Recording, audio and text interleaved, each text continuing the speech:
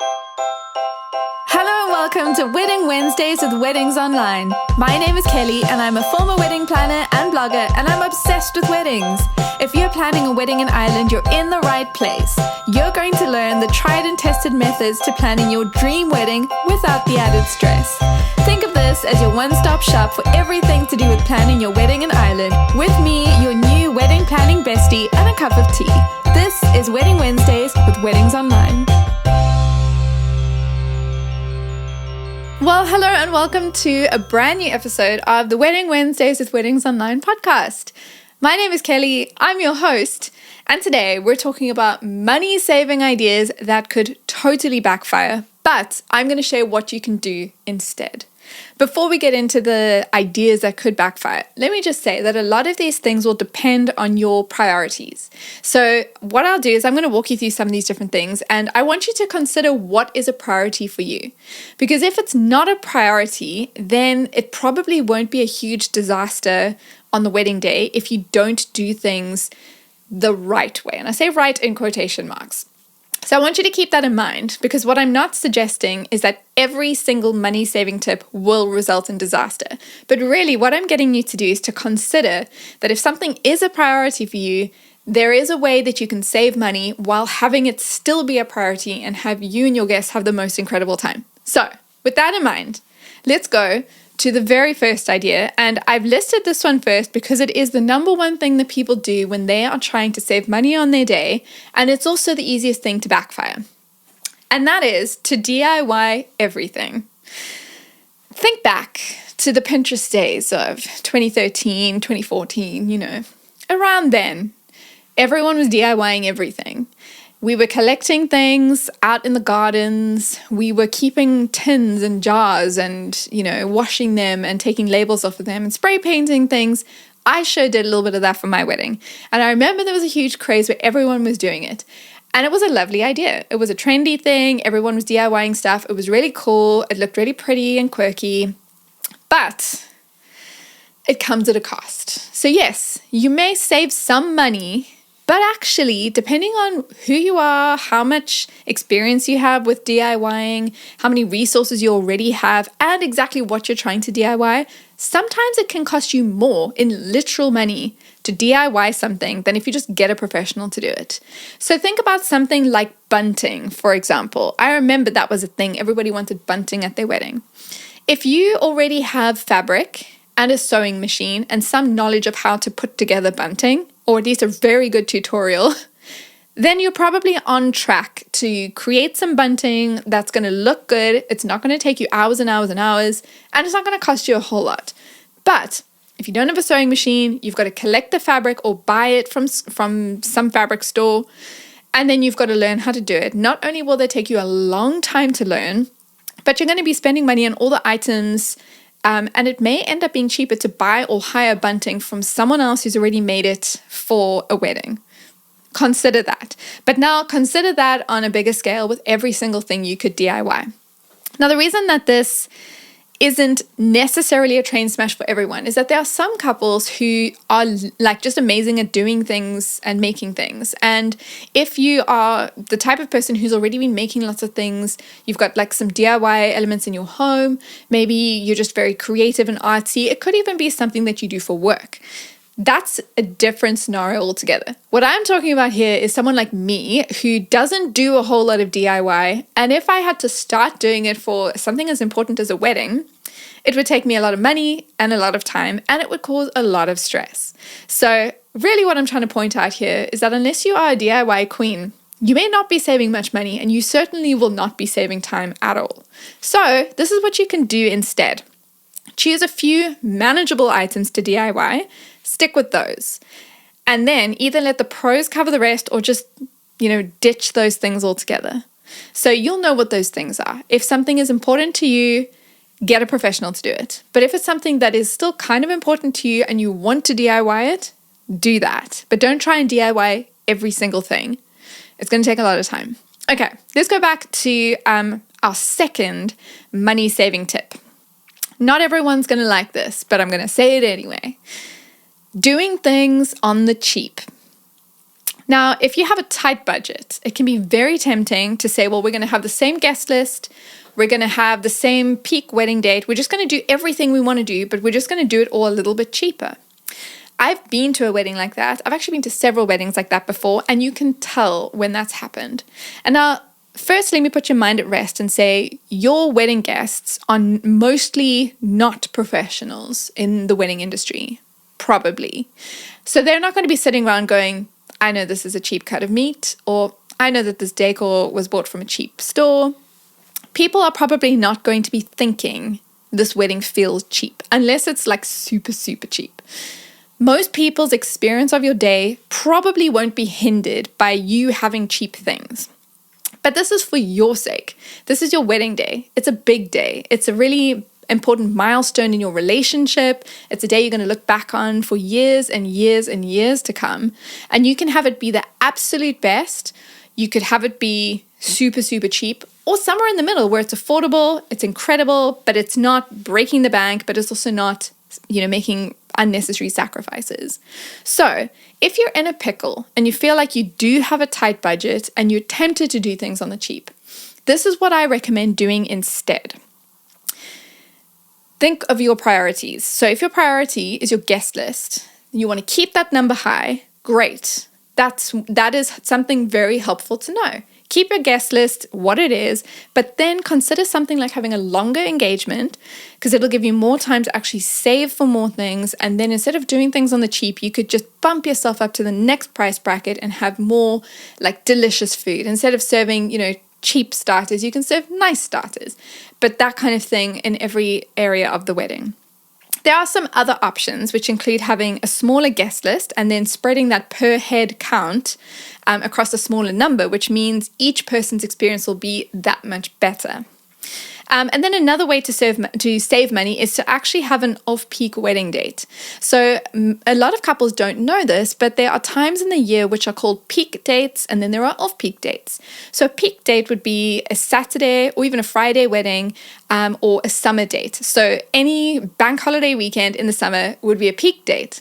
So off-peak dates would be midweek days or winter dates. So anything from kind of autumn time onwards up until just before spring would be an off-peak date.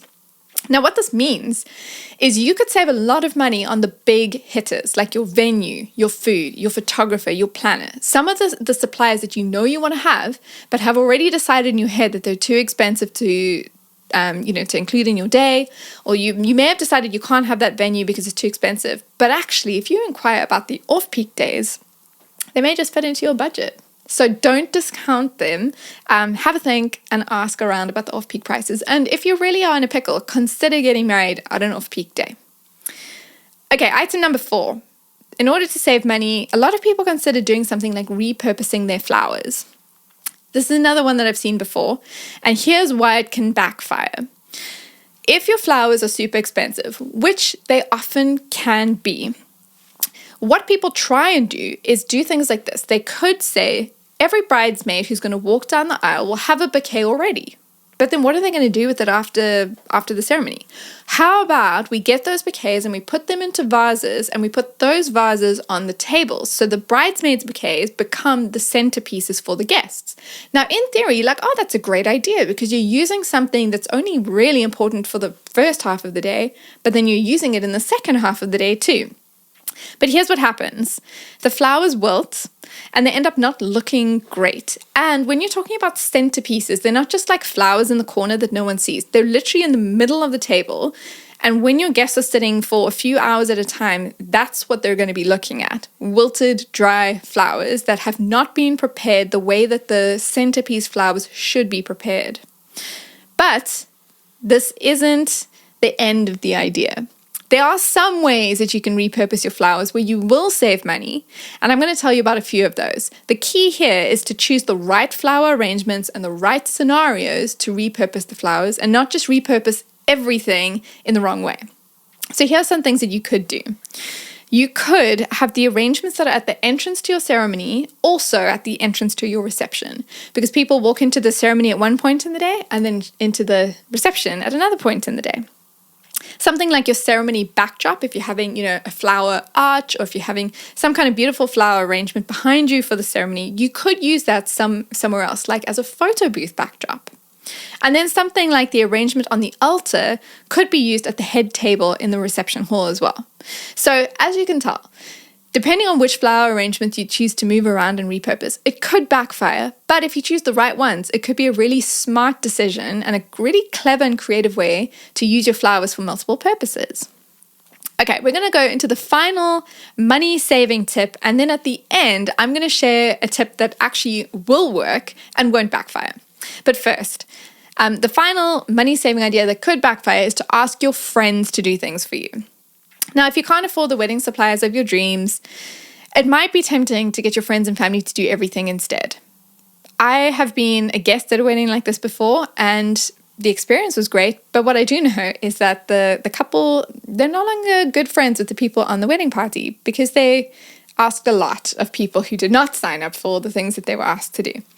But the reason that it can be an actual disaster, apart from ruining some friendships if it's not handled in the right way, is that you might end up having a few friends do things that suppliers normally do, and there'll be things that you as the couple just aren't thinking of. And I'll give you a couple of examples. If you get an amateur photographer to take all your pictures, they might not be thinking about how many batteries they need, how they're going to recharge them. And if batteries die halfway through the day, you don't get pictures for the second half of the day. If you're getting your friends and family to cook food, you have to make sure that things are heated correctly and that they're stored at the right temperature before they're heated up, and that everything is handled in the right way. Otherwise, you could unintentionally give all your friends and family food poisoning. That would be a literal disaster. Another example, and I've actually encountered this myself, is if you say, you know what, we don't need a band or a DJ. We'll just make a Spotify playlist and we'll just put a laptop up. It'll be fine. When I saw this happen, what ended up happening was somebody would play a song and then the guests would be like, oh, we didn't like that one. So they would go up in the middle of the dancing and halfway through a song and change it to another song that they preferred. So in having a Spotify playlist, in that scenario, it was done in such a way that the guests had all the power and it was actually very uncomfortable. And so it's just not great. But this is what you can do instead.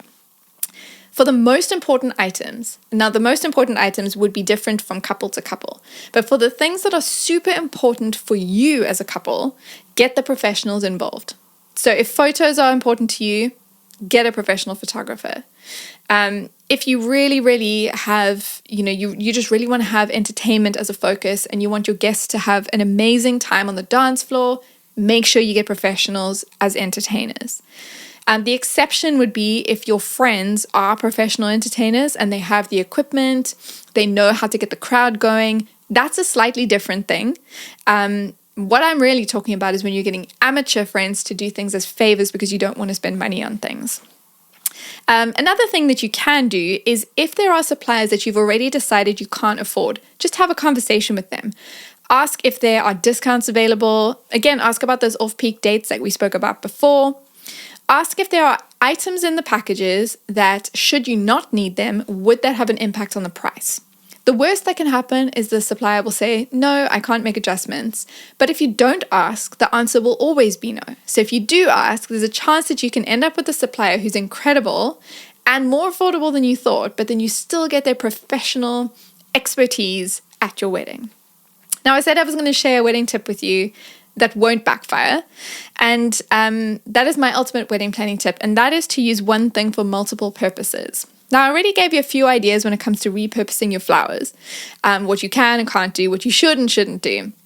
But what I'm really saying here is that there are a few things that you can do where it's one item that you use for a few things. This is what I mean. So on my wedding day, we served our cake as dessert, and we wanted people, after the ceremony, we wanted everybody to be able to have cake, and it was like a really special moment. So we cut the cake, we did some speeches then, and then later in the day, we had a dessert again. You might be the type of couple who doesn't need to have loads and loads of sweet things, in which case you could serve your cake at the reception, you cut the cake there, and then you serve it as your dessert, instead of having a plated dessert and then cake. That really depends on if you have a sweet tooth or not. Another thing you do is if you're having a photo booth where you're going to have printouts of the pictures, those printouts could actually serve as two additional things. So the one thing is already the fact that you have a photo booth is a fun entertainment thing. Then you've got two additional things you could have them as. You could use those printouts in the guest book. So maybe you have 2 copies of the printout, one for the couple to keep and one to put in the guest book, and they can write a message. But the copy that they keep serves as another purpose, which is a wedding favor. It can have the date on it. It could have your names or a special message. But that's one thing that's serving multiple purposes. And then another idea, which is a relatively new one, is you could ask your magician or your entertainer to also be your MC. Not everybody will be able to do this, but there are some incredible entertainers in Ireland who also have MC services. And we have a whole podcast episode just about MCs and what they do. But effectively, they keep the day flowing really well. They keep your guests informed. They know where to be, what to do. They work very well with wedding planners. And so why not ask? You could end up getting a professional MC in the form of your entertainer, which is always a win. Well, thank you for listening today. The Wedding Wednesdays with Weddings Online podcast is produced by me, Kelly, and mixed, mastered, and edited by Glenn Hartman. For more wedding planning tips, advice, checklists, and more, visit weddingsonline.ie.